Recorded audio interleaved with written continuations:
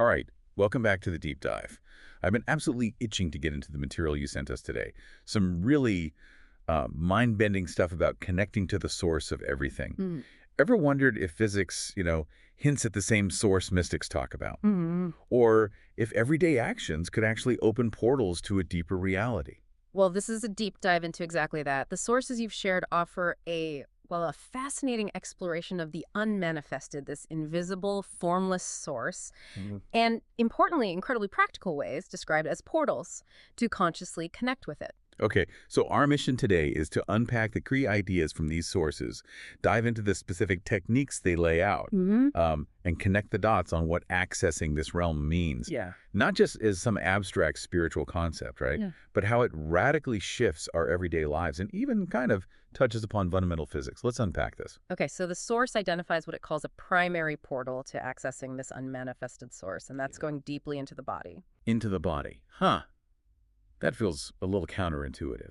How does going into the physical form connect you with the formless source? What are the practical steps suggested? Yeah, it's a brilliant paradox the source highlights. The instructions are quite specific. Sit erect but relaxed, close your eyes, take deep breaths down into the lower abdomen. Okay. But the crucial step is becoming aware of the entire inner energy field of your body. It's really not about thinking about the body, but actively feeling it. Feeling it. Yeah, the source says this is how you begin to disengage consciousness from the incessant chatter of the mind and ground it in presence. So you're feeling the body not as like solid matter, but as this internal energy. Is that the idea? Exactly. You feel it as a single vibrant energy field. Then, if you can, you let go of any mental image you have of your physical appearance. Right, the visual. The focus becomes exclusively the feeling of this inner energy. The text suggests merging with this energy field, where the distinction between the observer that's you, the one doing the feeling, and the observed your body, the thing being felt, starts to dissolve. Hmm. Even the sense of being separate from the energy field dissolves. Wow. Yeah. Okay, so by going deeply into the form, you actually experience something beyond the form itself. Precisely. You transcend the physical body by going deeply into it. What you access is described as a realm of pure beingness, a profound sense of presence. Right. The inner body is felt to be without boundaries in this state. It's a direct connection to a light, pure consciousness that is recognized as one's very essence, emanating directly from the source. And the source provides guidance on how to return, to Yeah. the everyday state after this. Yes, it suggests gradually bringing awareness back to the physical body, feeling the breath, your senses, and then opening your eyes. It recommends looking at your surroundings without mental labels, just perceiving them directly, while still maintaining some connection to that feeling of the inner body. It's about integrating that deep presence back into the physical, manifested world. Feeling the inner body as a portal. Okay, this brings up a fascinating point the source makes about other concepts people might be familiar with. Hmm. Is this unmanifested realm the same as chi or universal life energy, that's sometimes discussed in Eastern traditions? Ah, yeah, that's a key distinction the source clarifies. It says definitively, no, the unmanifested is not the same as chi. Oh, okay. It describes the unmanifested as the source from which chi arises. So chi is like a flow or an expression from the source, but not the source itself. Exactly. In this context, chi is the inner energy field of the body. It's presented as the bridge between your outer individual self and the formless source. A bridge. Interesting. It exists, the source says, halfway between the manifested world of form and the unmanifested. The analogy used is that chi is like a river or an energy stream. Going deeply into the inner body is like tracing this river back to its origin, its source. And the fundamental difference in their nature between chi and the source. Well, chi is characterized by movement, flow, vibration. The unmanifested is pure stillness. Stillness versus movement. Yeah. The Mhm. point reached by going deeply inward is described as a point of absolute stillness, yet paradoxically, it is the origin of all vibration in life. This is called a kind of singularity, a point where the manifested world dissolves back into the unmanifested, Mm. and where the unmanifested takes form, first as chi, then as the world again. It's described as the point of birth and death, where form and formlessness meet. That's a powerful image, that intersection point. It is. The source explains that consciousness directed outward creates the mind and the world of form. Consciousness directed inward realizes its source and returns to the unmanifested. When you then return your attention outward, you reassume your form identity, your name, your past, your future, but you are fundamentally changed by having glimpsed this reality within yourself that isn't, of this world, yet isn't separate from it either. So this inner body practice, Hmm. it isn't meant to be just a solitary 15-minute meditation then. The source suggests this connection can be maintained throughout the day. Absolutely. This leads to what's presented as a crucial everyday spiritual practice. And the instruction is powerful in its simplicity. Don't give 100% of your attention to the external world or the stream of your thoughts as you go about your day. Okay. Keep some attention anchored within. Keep some attention within, meaning actively feeling that inner energy field, that stillness we talked about. Precisely. The practice is to maintain a background awareness, a feeling of the inner body, even while you're working, talking, walking, especially, it says, when you're in relationships or interacting with nature. Yeah. Feel that underlying stillness deep inside. The source says this is how you keep the portal open, maintaining a conscious connection with the unmanifested continuously. And the feeling of that integrated connection in everyday life. What's that like? It's described as a profound underlying sense of peace and stillness that is independent of external circumstances. It's Yeah. just there, a quiet hum beneath the surface of daily life. So the aim isn't to escape the world, but to live in it from a fundamentally different place, a connected place. Exactly. The goal, as framed in the source, is to become a bridge, a channel between the unmanifested and the manifested world, between God and the world, basically. This state of continuous conscious connection with the source is what the text refers to as enlightenment. And it underscores that the unmanifested is not some distant reality. It's the very life, the inner essence pervading every form in the world. Okay, the source also touches on times we might involuntarily touch this realm without conscious effort. Yes, it calls these involuntary portals. Dreamless sleep is one. Dreamless sleep. Yeah, every night the text suggests you unconsciously journey into the unmanifested, merging with the source. It's from this realm, it says, that you draw vital energy described as being even more essential than food, Right. echoing that idea that man does not live by bread alone. But you're not aware of it at the time. You're asleep. No. In that state, the individual egoic identity, the doesn't exist. And this leads to a key point. The unmanifested doesn't bring liberation unless you enter it consciously. Ah, okay. The source interprets Jesus saying, you will know the truth, and the truth will make you free, as referring to this direct, non-conceptual knowing of eternal life beyond the identification with form. Got it. Lucid dreaming, for example, is mentioned as interesting but not liberating in this context, as it's still within the realm of form or dream, not the formless source itself. Right, still form. And the other involuntary portal mentioned. Physical death. Yeah. The source suggests that a portal opens briefly at the moment of physical death. Okay, this sounds like near-death experiences people report. It does, yeah. And the source references descriptions from NDE's accounts of radiant light, profound blissful serenity, and deep peace. It also connects this to texts like the Tibetan Book of the Dead, which describes the moment as encountering the luminous splendor of the colorless light of emptiness, and identifies this light as your own true self. Wow. If this profound portal opens, why, according to the source, do most people not consciously enter it? What stops them?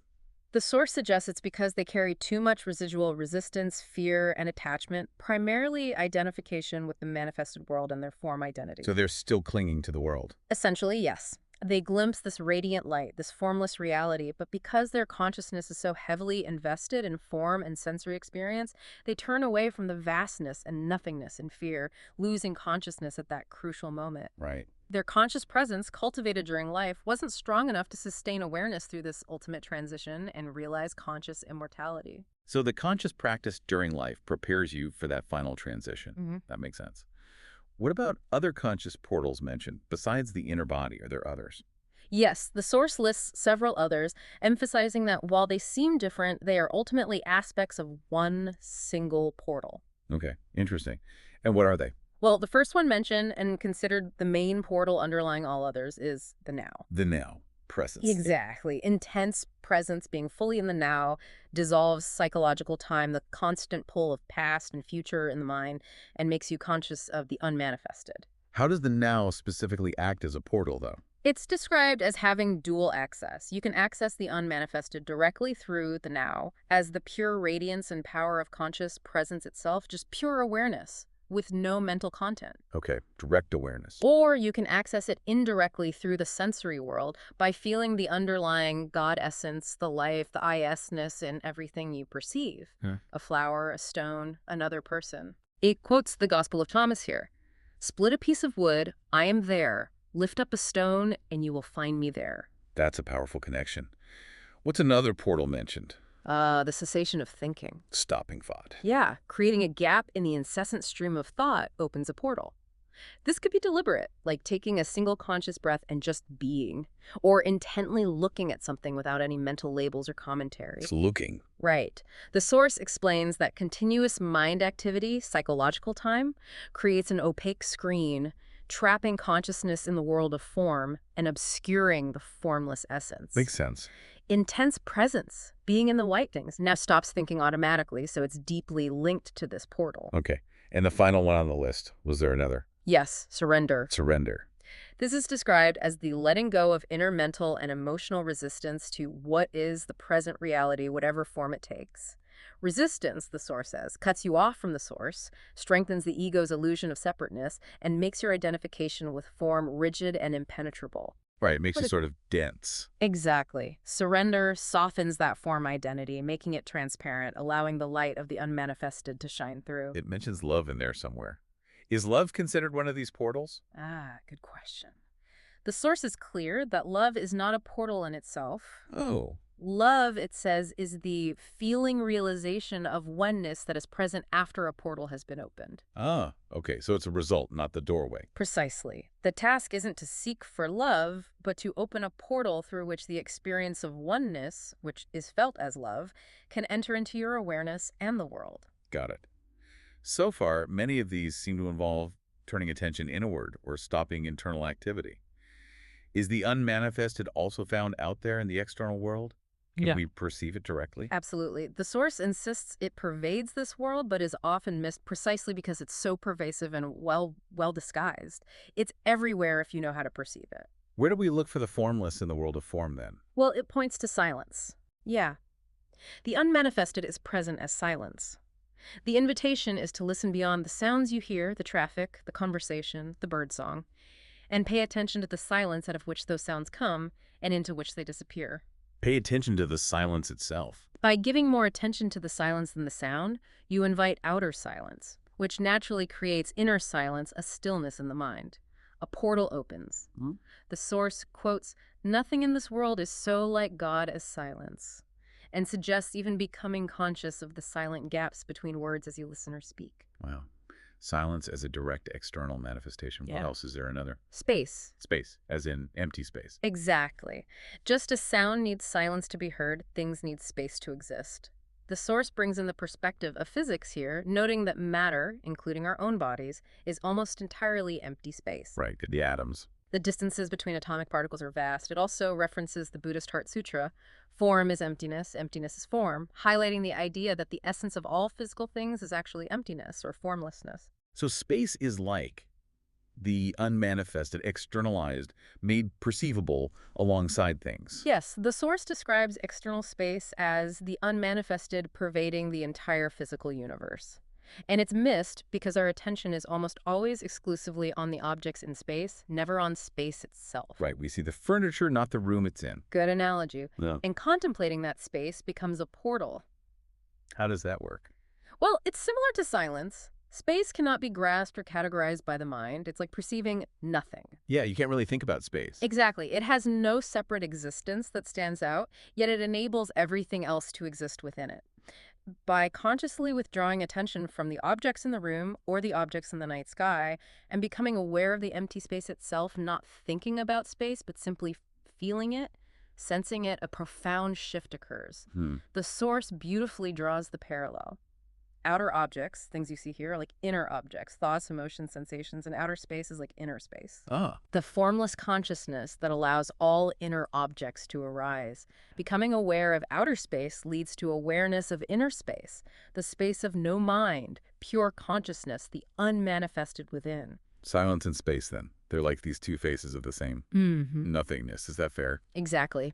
They are seen as externalizations of inner space and stillness, described as the infinitely creative womb from which all of form arises. Wow. The source contrasts this deeply rooted connection with living solely identified with form, which is inherently unstable and leads to living in fear. That disconnection creates a distorted perception of reality. Right. It offers that quote from A Course in Miracles here: "Nothing real can be threatened, nothing unreal exists. Herein lies the peace of God," suggesting that identifying with the formless essence which is real brings peace, while clinging to form, which is ultimately impermanent and unreal, invites fear. That ties into the fascinating point the Source makes about the true nature of space and time, doesn't it? It does. This perspective on space and time is that they only exist or become perceivable when the unmanifested becomes manifested, when the absolute oneness appears as duality and then multiplicity. So before the universe? Before the perceived universe arose, before the Big Bang, there was an empty space waiting to be filled. There was only the unmanifested. Space is seen as no thing that was never created. It is the nature of the unmanifested made perceivable alongside form. So space and time are intimately linked to the emergence of form and existence as we know it. They come together. Yes, the Source uses the example of looking at the night sky. The stars and galaxies are awe-inspiring, but even more profound is the sheer infinite emptiness of space itself, which allows all those objects to be. The container. Exactly. What we perceive externally as space, the stillness and vastness, is described as the unmanifested externalized, like the body of God. And the miracle, as the Source frames it, is that this is also within us. That vastness. It's the core realization. That same stillness and vastness that allows the entire universe to exist is also found within you as the still inner space of no mind, accessible when you are fully present. Inner space, in this view, is not vast in terms of physical extension, but in terms of depth. The mind's attempt to perceive this formless depth translates it into the concept of external extension or vastness. It even pulls in Einstein's idea of a space-time continuum. How does that fit? It notes the connection between external space and time as perceived reality, seeing them as ultimately illusory externalizations, yet containing a core truth. Okay. They are seen as attributes of God, infinity, and eternity, perceived as if they are outside of you. The inner equivalents, the Source says, are inner space, no mind, conscious presence, and inner time, presence, the eternal now. Right, the inner and outer mirroring each other. Yeah. Realizing these within lessens the grip of external space and time and the world they contain, freeing you from being bound by them. So the world, in this perspective, isn't the final destination. It's not the point. Not in itself, no. The Source posits that the ultimate purpose of the world lies not within the world itself, but in its transcendence, recognizing the formless within and through the form. Okay. The manifested world is presented as being needed for the unmanifested to be realized. It quotes the Buddhist saying, "If there were no illusion, there would be no enlightenment," implying the which the form and its apparent problems are necessary conditions for awakening to the deeper reality. And our role in this grand picture. What does the Source say about that? The Source states, quite powerfully, "It is through the world and ultimately through you that the unmanifested knows itself. You are here to enable the divine purpose of the universe to unfold. That is how important you are." Wow. That's quite a statement. Circling back to death, you mentioned it earlier as an involuntary portal. Yes, and the Source reinforces that physical death offers a brief, profound opportunity for conscious merging, but one that is typically missed if conscious connection to the unmanifested hasn't been cultivated during life. Right, because of the fear and attachment. Exactly, and it describes every conscious portal we discussed as a form of death. A death, how so? That's a key insight.